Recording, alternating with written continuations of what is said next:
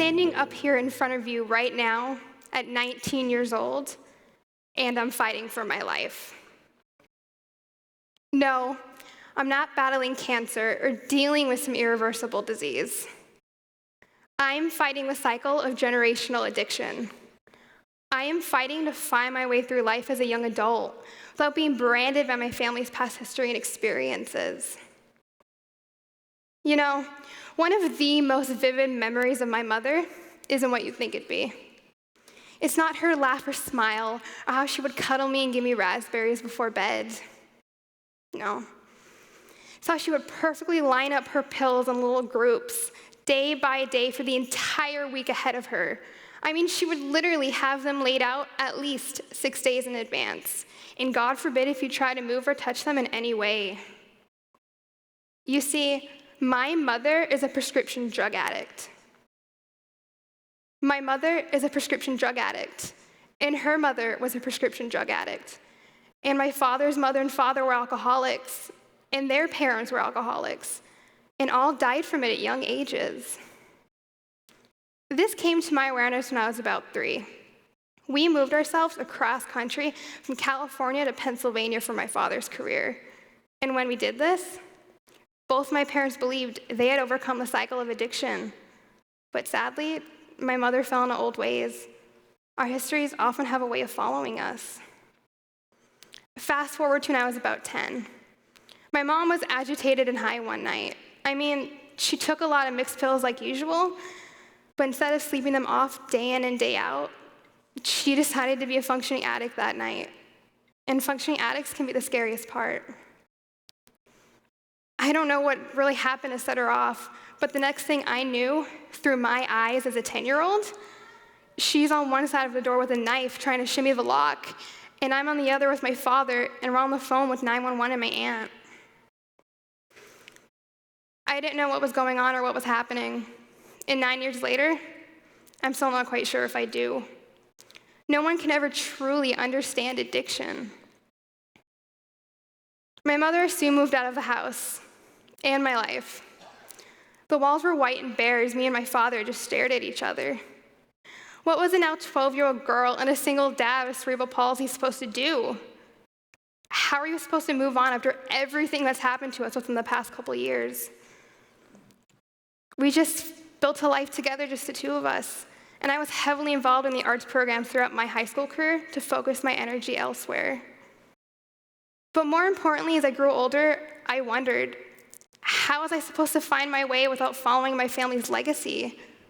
Sure, I can say no when someone offers me a cigarette or beer, but I've learned that breaking the cycle of addiction isn't that simple. How do I ground myself? You see, everyone in this room is predisposed to addiction through evolution. Harvard researchers have been studying a new science called epigenetics. Epigenetics is the evolutionary pool of certain genes that affects how our brain works. For example, when you eat something yummy, it triggers pleasure, and that pleasure drives us back to that food, kind of like an automatic light switch turning on and off. So epigenetics works in the same sense that it turns certain genes on and off. But yet, there's a hyperactive genetic component to epigenetics. In the world of addiction, if you have a mother who's an addict, and she passes down her epigenetics to someone like me, that makes me 50% more likely to be an addict. Add in the environmental factors and the heritage, that makes me 4 times just as likely to be an addict. So humans and animals are similar in this regard, except humans have the capacity to control this evolutionary pool. You see, there's yet another component in this equation for addiction to occur: choice. Despite my legacy, despite the risks, despite genetics, and despite epigenetics, we ultimately make a choice that leads us down the path of addiction. You see, every alcoholic took that first drink, every addict used that first drug, and it's knowing one's risks and knowing my risks that I know not to go down those paths. Every now and then, I receive a text message from my mother, who's in hospice, dying from drug abuse organ failure. And of course, as our system goes, they have her on all the prescription drugs that destroyed her life. Sometimes the texts are lucid, other times belligerent, lashing out. So up on the screen, I have a picture of a text message from my mother. "You need to take a class on mental illness. I have hurt you over the years, but you've hurt me too, and I cannot take it anymore. I'm giving up." She's telling the psychology major to take a class on mental illness and to feel empathy towards her. Despite my rational understanding, these make me feel hurt. This woman, who by birth is my mother, realizes I'm not there. But yet, as I too fight for my life, she's not here either. See, what I've realized is that if we are to stop addiction, we must put ourselves before the addiction.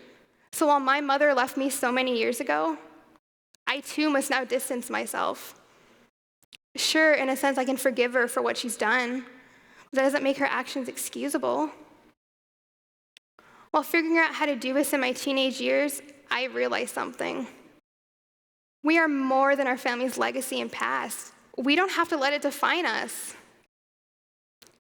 If we define ourselves or let others define us as someone who isn't capable of being more than that statistic, more than that mental illness, more than that will-be college dropout, we will live our whole lives believing that we aren't capable of being more than that, rather than taking advantage of opportunities to change that, to rewrite our fate.